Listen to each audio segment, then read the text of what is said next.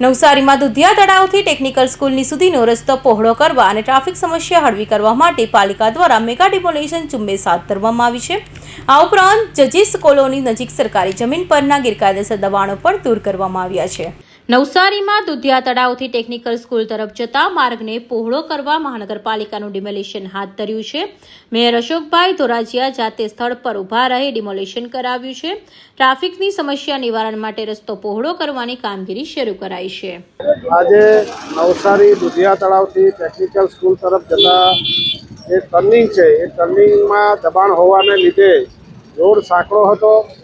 બંને સાઈડ જે દબાણ હતું એ દબાણ દૂર કરીને લોકોને આવવા જવામાં જે હાલાકી પડે છે એના માટે ટ્રાફિકની સમસ્યા નિવારણ થાય એટલા માટે અત્યારે ડિમોલેશન ચાલી રહ્યું છે। હજુ સામેની સાઈડ જે પતરાવાળી કેબિનો છે એમને પણ કહેવામાં આવ્યું છે કે આપની પાસે દસ્તાવેજી પુરાવા હોય તો રજૂ કરવા, નહીં તો એ પણ તોડીને આ રસ્તો પહોળો થવાથી લોકોની જે મુશ્કેલી પડે છે ટ્રાફિકની એ દૂર થશે। એના માટે કોર્પોરેશનની ટીમ અત્યારે કામે લાગી છે।